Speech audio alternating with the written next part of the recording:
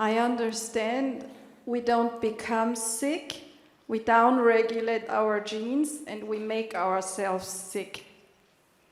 How about children?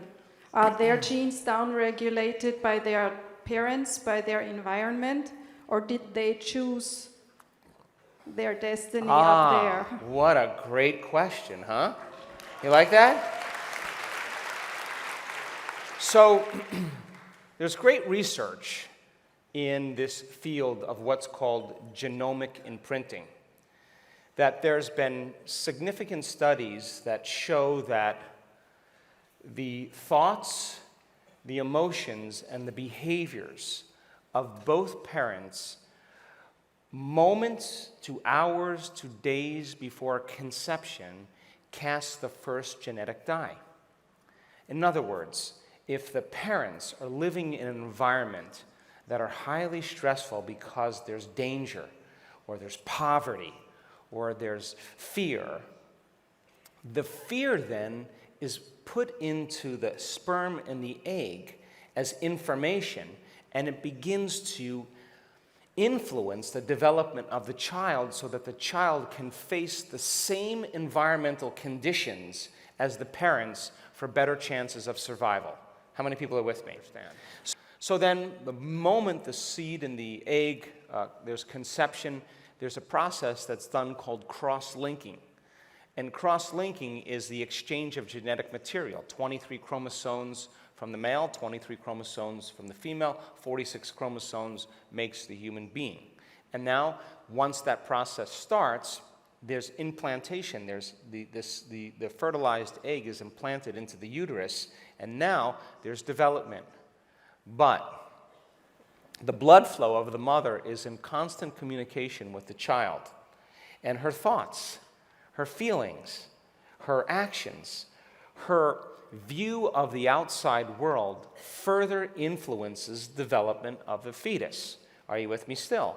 So if the child is born in a stressful survival situation and the animal nature is activated, many times the studies show that the child has a smaller head circumference, a smaller forebrain and a larger hindbrain, larger adrenal glands. Why? Because the signal emotionally that the mother is experiencing is molding the child for better chances of survival if they face the same environment that the parents are perceiving. Are you with me still?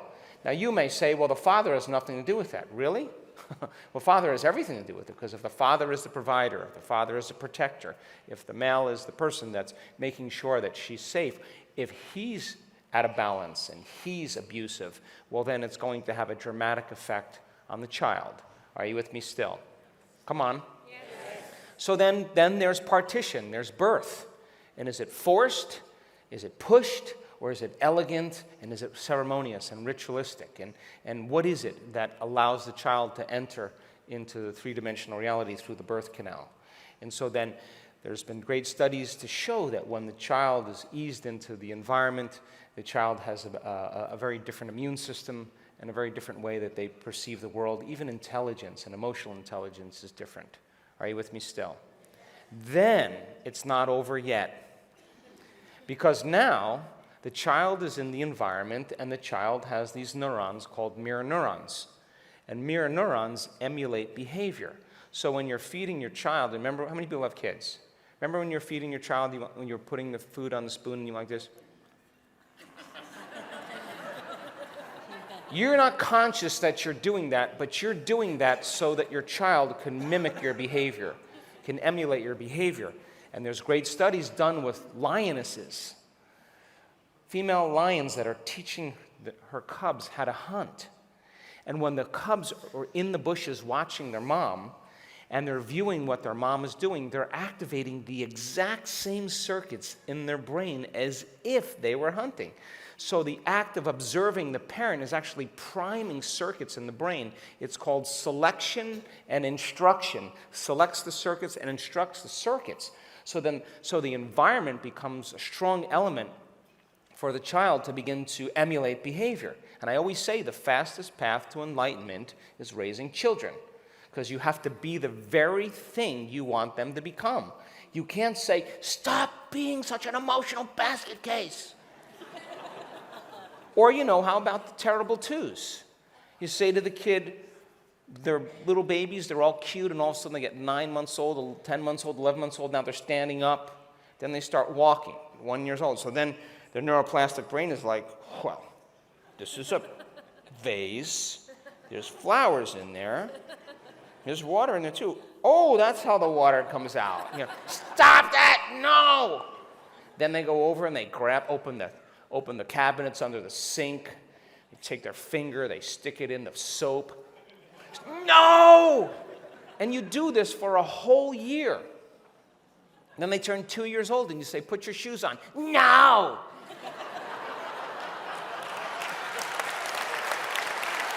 They're just modeling behavior, yes?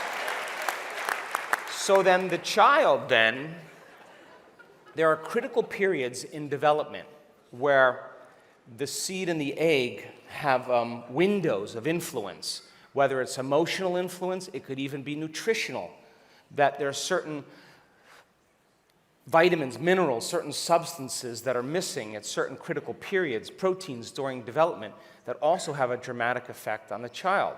So in a sense then, the soul then is looking for that body. The soul is hunting for that body. And you may say, oh my goodness, well that child is going to suffer, but the soul wants to know the experience because it wants to answer the question, is there more? And it wants to experience everything. So then the child then takes on a body equal to its soul's desire based on what it has to learn from an experience. Are you with me still? Now, I don't believe that's the end. I believe that's the beginning, because if human beings really are evolving and as a living organism, then we will figure out ways to be able to help children who are just born into bodies where the gene has been signaled. And yes, there's a randomness involved in the equation when the parents are just doing their best and they were exposed to certain toxins or certain wastes or certain carcinogenic chemicals that have a dramatic influence on the growth of the child. But in our living organism, my desire, my wish is to be able to change that and be able to take care of that we begin to evolve our experience of it. So there's a soul that's looking for the body, and there is the gene expression that just takes place from the seed to the egg to development in utero all the way to early ages. And that first 7 years of a child's life is so critical because their brain waves, the first 6 years of their life, are in delta and theta. And if they're walking around in delta and theta, they have no analytical mind, that there's no filter, there's no editor. So you say, big boys don't cry, little girls should be seen and not heard, money is the root of all evil. You're like me, you're not very good at math. Okay. And they take it all in without any analytical facility.